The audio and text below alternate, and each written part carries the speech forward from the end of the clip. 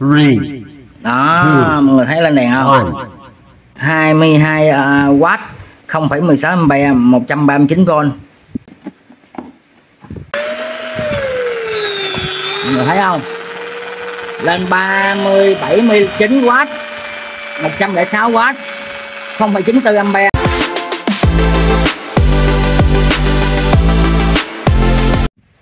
Hai, chào mọi người. Đầu tiên mình xin chúc mọi người có một sức khỏe thật tốt, gặp nhiều may mắn trong công việc và cuộc sống, và vui vẻ và luôn luôn mạnh khỏe và hạnh phúc bên gia đình nha mọi người. Đây, trên tay của mình là một cái hộp, mọi người biết gì không? Đây là một cái phiên bản mới của mình, là cái ổ điện chống chập nha mọi người, là có cái công tơ điện nha. Đây, mình xin giới thiệu cho mọi người.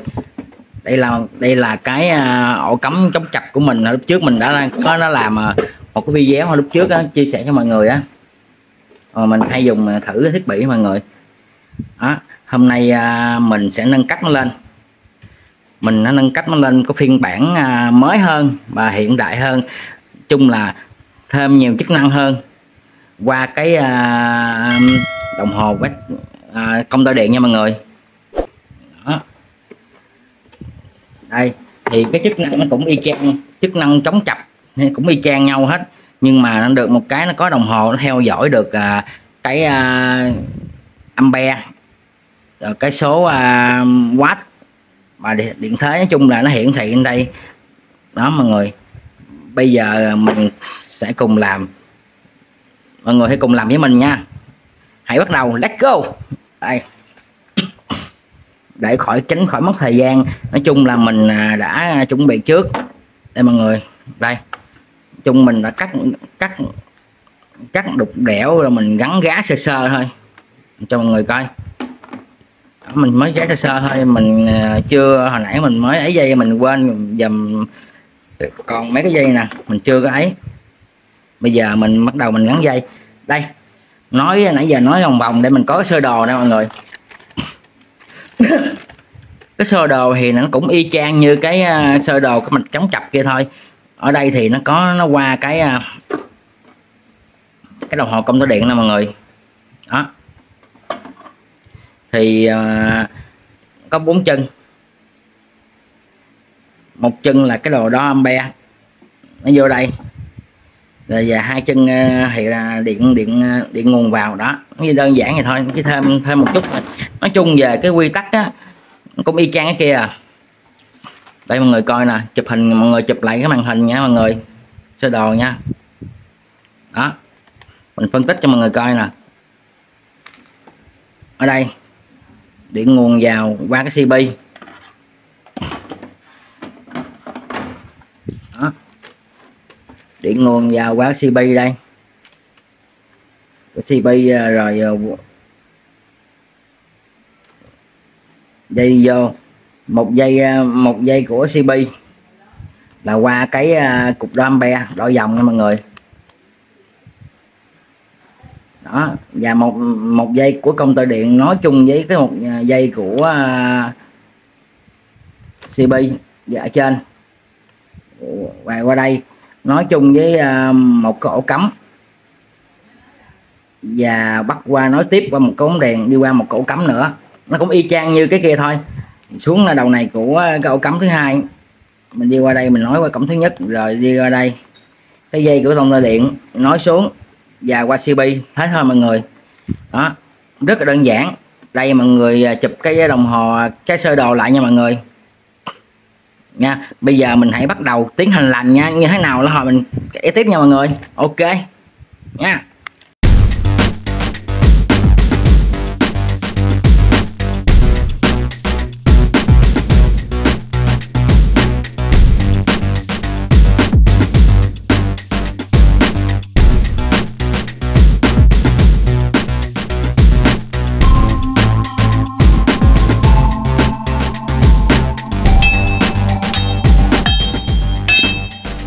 Sau khi đã quấn dây xong, giờ mình kiểm tra lại nha mọi người.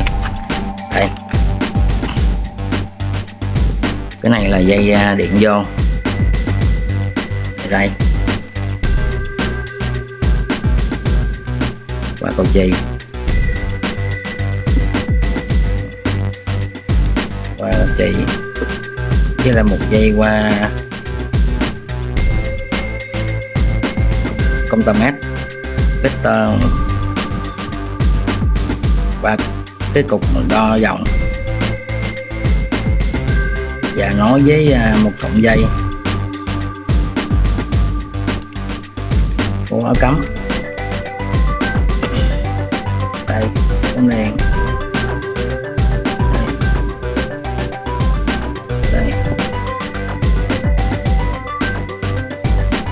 đây ở dưới đây. Ok nha mọi người, bây giờ mình tiến hành thử nha. Cuối cùng mình đã hoàn thiện xong mọi người.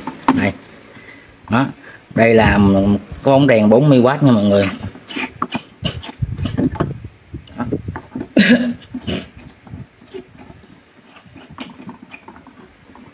Mình cho mọi người xem lại cái sơ đồ nha. Đó, xem lại sơ đồ đó. Ok, bây giờ là mình cắm đó, mình cắm cũng vô cổ giống chập cũ của mình luôn. Rồi bật lên. Ok, bây giờ nó lên đó, mọi người để ý nè, mọi người để ý nè, thấy ở đây không, 220V 0000 nha. Cái này mọi người phải lắp đúng nha. Nó có trường hợp á, là mình cũng lắp ngược cái đầu lại, ngược cái đầu của cái cục mà đo ampe á, thì nó sẽ nó bị xẻ lệch, nó không về số 0 ngay A với watt, nó không về số 0 nha mọi người, mà nó lên 0,7 0,9W gì đó, 0,9 ampe vậy nha mọi người, là mình phải lật cái đầu lại nha. Nhớ là lưu ý cái này quan trọng nha, không thôi nó sẽ bị lệch, nó không đúng về không nha mọi người. Đó, ở đây mình có cái một đây, mình test thử cho mọi người xem nè. Ở đây mình có một cái máy bắn keo nha. Rồi mình cắm vô đó, mình sẽ bật lên cho mọi người coi nè. Đó, thấy không, nó hiện lên là 15W, mọi người thấy không đó, 15,4W 0,22A 70V nha. Đó, mình tắt đi đó, tắt đi nó về 0,22. Bên đây là cái bên mà không chống chập nè, còn mình cắm ở bên chống chập nè mọi người, thử nha. Đó, mọi người thấy lên đèn không? Tại vì cái này á, là nó nguyên tắc của nó đây, 22W 0,16A 139V đó. Tại bên đây cái này á, là nó cuộn điện trở nó xoay vòng nó liền nhau, nó phải nó làm giống như chập mạch đó mọi người, nhưng mà nó không ảnh hưởng gì đến cái của mình hết. Rồi bây giờ mình đến mình test cái khác nha. Bên đây là bên chống chập nha, có nó bao nhiêu V nha. Đây là cái máy khoan đó. Nó không đủ công suất. Rồi bây giờ mình để vào đây coi sao nha mọi người.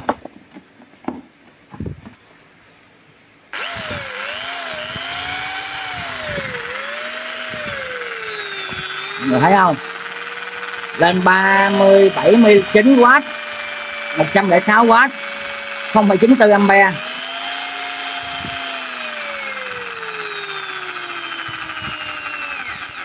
Đó,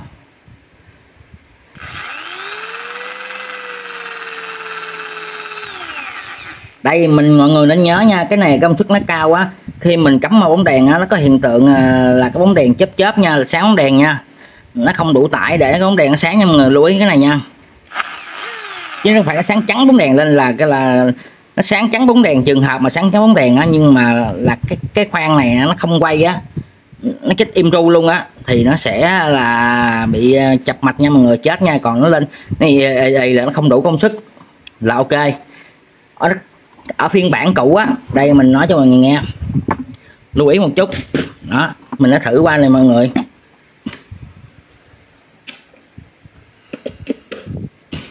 Ở cái phiên bản cũ này á mọi người, đây cho mọi người coi là ở cái phiên bản cũ này nó khác nhau với giống nhau nha mọi người biết không.